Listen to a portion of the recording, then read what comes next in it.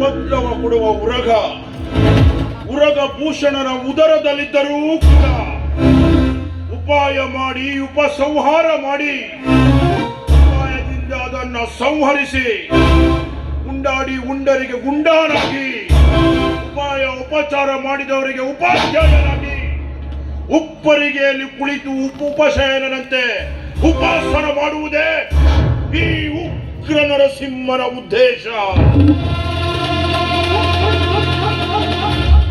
ನಾನು ಯಾರು? ಸಮರಸಿಂಹ.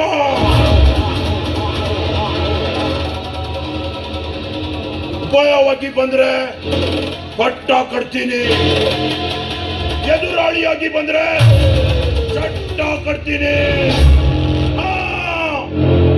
ಚಟ್ಟ ಕಟ್ತೀನಿ.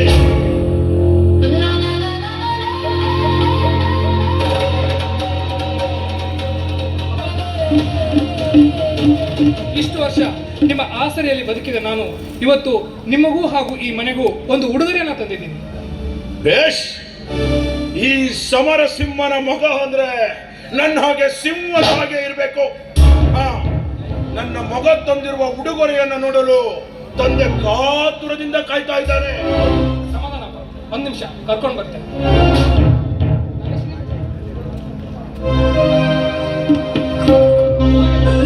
ಈ ಚಿನ್ನದ ಕೋಟೆಗೆ ಸುಸ್ವಾಗತ. ಬೇಷ್ ಬೇಷ್ ಮಗ ಬೇಷ್. ಈ ತಂದೆಯ ಅಭಿಲಾಷೆ, ಆಸೆ, ಅಭಿರುಚಿಯನ್ನ ನೋಡಿ ನನ್ನ ಮಂಚಕ್ಕೆ ಸುಂದರವಾದ ಸುರಸುಂದರಿಯನ್ನ ಕರೆದುಕೊಂಡು ಮೆಚ್ಚಲೇಬೇಕು ಕಣ ನಿನ್ನ ಈ ಕರ್ತವ್ಯಕ್ಕೆ. ಮಾವ, ಬಾಯಿಗೆ ಬಂದ ಹಾಗೆ ಮಾತನಾಡ್ಬೇಡಿ ನೀವು. ಇದೇ ಮೊದಲು, ಇದೇ ಕೊನೆ. ನಾನು ನಿಮ್ಮ ಮಗನ ಕೈಯಿಂದ ತಾಳಿ ಕಟ್ಟಿಸಿಕೊಂಡು ಬಂದಂಥ ಈ ಮನೆ ಸೊಸೆ ನಾನು. ಅಪ್ಪ, ಇವಳನ್ನ ಯಾರು ಅನ್ಕೊಂಡಿದ್ಯಾ? ನಾನು ಅಗ್ನಿ ಸಾಕ್ಷಿಯಾಗಿ ತಾಳಿ ಕಟ್ಟಿದ ನನ್ನ ಹೆಂಡತಿ, ನಿಮ್ಮ ಸೊಸೆ. ಅದೆಂದಿಗೂ ಸಾಧ್ಯವಿಲ್ಲ. ಈ ಸಮರಸಿಂಹನ ಮಗ ಇಂತಹ ಸೂಳೆಯನ್ನು ತಾಳಿ ಕಟ್ಟಿಕೊಂಡು ಈ ಮನೆಗೆ ಕರೆದುಕೊಂಡು ಬರಲು ಸಾಧ್ಯವೇ ಇಲ್ಲ. ನಿಮ್ಮ ಮಗನ ಕೈಯಿಂದ ತಾಳಿ ಕಟ್ಟಿಸಿಕೊಂಡು ಬಂದಂತ ಈ ಗೃಹಲಕ್ಷ್ಮಿಗೆ ದಯವಿಟ್ಟು ಹಾಗೆಲ್ಲ ಮಾತಾಡ್ಬೇಡಿ. ಬೇಕೆಂದ್ರೆ ಈ ಮನೆ ಭಿಕ್ಷುಕಿ ಅಂದ್ರೂ ಪರವಾಗಿಲ್ಲ, ಆದ್ರೆ ನಿಮ್ಮ ಬಾಯಿಂದ ಆ ಕೆಟ್ಟ ಪದ ಬೇಡ ಮಾವ, ಆ ಕೆಟ್ಟ ಪದ ಬೇಡ. ನನ್ನ ಮಗನಿಂದ ತಾಳಿ ಕಟ್ಟಿಸಿಕೊಂಡು ಈ ಮನೆಯನ್ನ ವಿಷದವಾಗಿ ಮಾಡಲು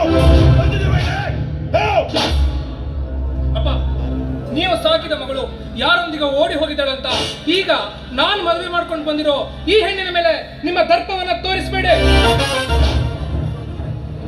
ಏ ಬಡವ, ತಂದೆಗೆ ಎದುರುತ್ತರ ಮಾತನಾಡಿದರೆ ಇದೇ ಬಂದೂಕಿನ ಗುಂಡಿಗೆ ಆಹುತಿಯಾಗಬೇಕಾದಿದ್ದು ಹುಷಾರು. ಮಾವ, ಇದೇ ಮೊದಲು ಇದೇ ಕೊನೆ. ನನ್ನ ಗಂಡನ ಮುಟ್ಟಿದ್ಯಾದ್ರೆ ಹೆಣ್ಣಾಗಿರೋದಿಲ್ಲ, ಆ ಸರ್ಪಿಣಿ ಅವತಾರ ತಾಳಿ ನಿರ್ನಾಮ ಮಾಡ್ತೀನಿ.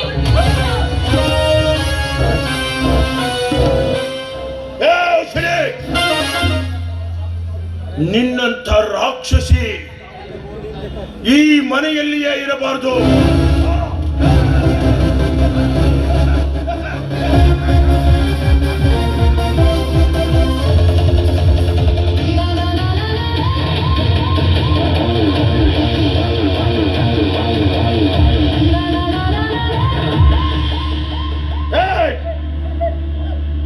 ಒಂದು ಮಾತನಾಡದೆ ಈ ಮನೆಯಿಂದ ಹೊರಟಾಗು ಇಲ್ಲಿಂದ. ನಿನ್ನ ಮಗ ಕೊಟ್ಟಿರೋ ಮಾಂಗಲ್ಯವನ್ನ ನಿರ್ದಾಕ್ಷಿಣ್ಯವಾಗಿ ಹೊರಟಾಗ್ಬಿಟ್ಟಿಯಲ್ಲ ಪಾಪಿ. ಮುತ್ತೈದೆಯ ಜೀವನವನ್ನು ಸಾಗಿಸ್ಬೇಕು, ಈ ಮನೆಗೆ ಮಹಾಲಕ್ಷ್ಮಿಯಾಗಿ ಈ ಮನೆಯ ಕಲಶವನ್ನ ಬೆಳಗ್ಬೇಕು ಅಂತ ಆಸೆ ಹೊತ್ತು ಬಂದಂತ ಹೆಣ್ಣಿಗೆ ನನ್ನ ಮಾಂಗಲ್ಯ ಕಿತ್ತು ನಿಮ್ಮ ತಂದೆ ಅವಮಾನ ಮಾಡ್ಬಿಟ್ರಲ್ಲ.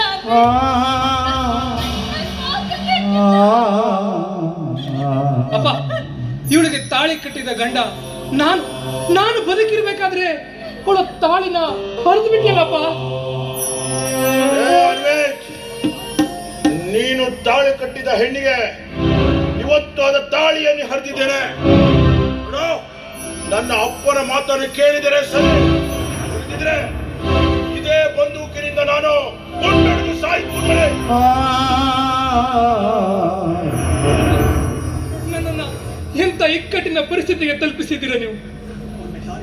ಈ ನಾಗಶ್ರೀಗಾಗಿ ಅಪ್ಪ ಬೇಡ ಅಂತ ಹೇಳಿದ್ರೆ ಅಪ್ಪನ ಪ್ರಾಣ ಹೋಗುತ್ತೆ.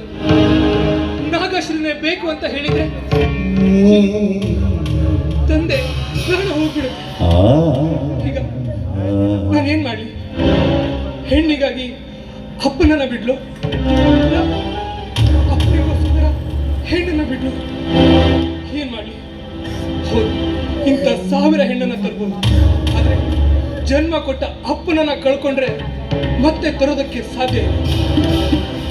ಅದಕ್ಕೋಸ್ಕರ ನನಗೆ ಅಪ್ಪನೇ ಬೇಕು, ಅಪ್ಪನೇ. ನಾಗಶ್ರೀ, ತಾಳಿ ಒಮ್ಮೆ ಹರಿದ್ಮೇಲೆ ಮುಗೀತು ಅಂದ್ಮೇಲೆ ನನ್ನ ನಿನ್ನ ಸಂಬಂಧ ಇಲ್ಲಿಗೆ ಮುಗಿದ ಅಂತಿಲ್ಲ. ನೀನು ಒಂದೇ ಒಂದು ಕ್ಷಣ ಕೂಡ ಇಲ್ಲಿ ನಿಂತ್ಕೊಳ್ಳದೆ ಈ ಮನೆ ಬಿಟ್ಟು ಹೊರಟೋಗ್ಬಿಡು. ಪ್ರೀತಿಯೇ ಮೊದಲ ಪಿತನ ಮೊದಲ.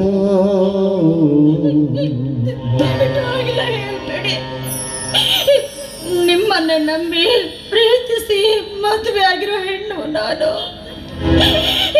ತಂದೆಯ ಮಾತು ಕೇಳಿ ಮಾಂಗಲ್ಯ ಕಿತ್ತು ಈ ಮುತ್ತೈದು ಹೆಣ್ಣನ್ನ ಆಚೆ ಕಳಿಸಿದ್ರೆ ನನ್ನ ಮನಸ್ಸು ನೊಂದುಕೊಳ್ಳುತ್ತೆ, ನನ್ನ ಜೀವನ ಹಾಳಾಗುತ್ತೆ. ಈ ಹೆಣ್ಣು ಜೀವ ಖಂಡಿತವಾಗಿಯೂ ಬದುಕೋದಿಲ್ಲ. ಅನ್ವಿತ್, ನನ್ನ ಮರೆತು ಬದುಕೋ ಶಕ್ತಿ ಇಲ್ಲ. ದಯವಿಟ್ಟು ನಿಮ್ಮ ಹೆಂಡತಿನ ದೂರ ಮಾಡಿ.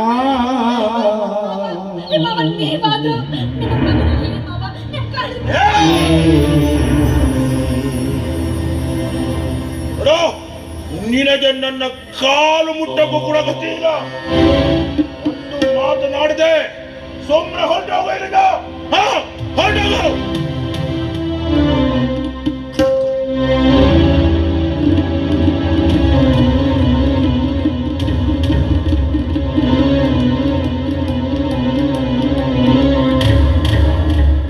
ಹೋಗ್ತೀನೋ ಸಮರಸಿಂಹ, ಹೋಗ್ತೀನಿ. ಒಲಿದು ಬಂದ ಮುತ್ತೈದೆ ಹೆಣ್ಣ ಕೊರಳ ಮಾಂಗಲ್ಯವನ್ನ ಕಿತ್ತು ತಂದೆ ಮಗ ಒಂದು ಹೆಣ್ಣಿಗೆ ಅವಮಾನ ಮಾಡಿ ಅವಳ ಜೀವನವನ್ನು ಹಾಳು ಮಾಡಿದ ಕುಲಘಾತುಕರಾದ ನಿಮ್ಮನ್ನ ಯಾವ ಕಾರಣಕ್ಕೂ ಬಿಡಮ್ಮ. ಇವಳು ಒಲಿದ್ರೆ ಮುತ್ತಿನ ಅರಗಿಣಿ, ಇವಳು ಮುರಿದ್ರೆ ವಿಷಕಾರುವ ಮಹಾಸರ್ಪಿಣಿ ಅನ್ನೋದನ್ನ ನಾನು ಪ್ರೂವ್ ಮಾಡ್ತೀನಿ. ವಿಜಯಕ್ಕೆ ನೀನು 1000 ಹೆಜ್ಜೆ ಇಟ್ಟಿರಬಹುದು ನಿಜ, ಆದ್ರೆ ನಿನ್ನ ವಿನಾಶಕ್ಕೆ ನಾನು ಒಂದೇ ಒಂದು ಹೆಜ್ಜೆಯನ್ನ ಇಟ್ಟೇ ಕೆಡ್ತೀನಿ. ಈ ಹೆಜ್ಜೆ ಸಾಮಾನ್ಯವಾದದ್ದಲ್ಲ. ನಿನ್ನನ್ನ ಸರ್ವನಾಶ ಮಾಡುವ ಸರ್ವನಾಶದ ವಿಜಯದ ಹೆಜ್ಜೆ ಇದು.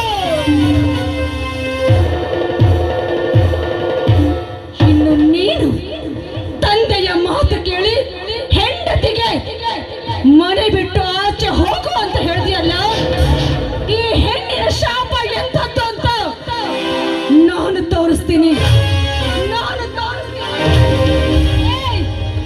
ಮುಂದೈತ್ರ ನಿಮಗೆ ಮಾರಿ ಹಬ್ಬ.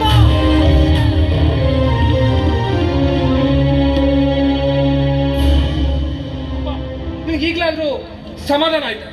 ನಾನು ಯಾಕಾದ್ರೂ ನಿನ್ನ ಮಗ ಆಗಿ ಹುಟ್ಟಿದ್ನೋ?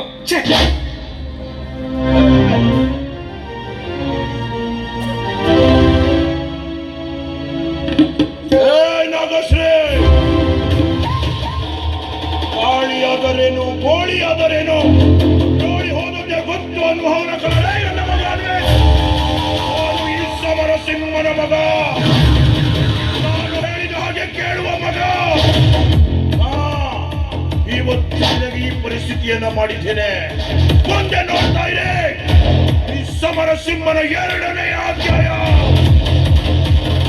ಯಾರು ಸಮರ ಸಿಂಹ ಸಹಚರರಾಗಿ ಬಂದ್ರೆ ಪಟ್ಟ ಕೊಡ್ತೀನಿ, ಎದುರಾಳಿಯಾಗಿ ಬಂದ್ರೆ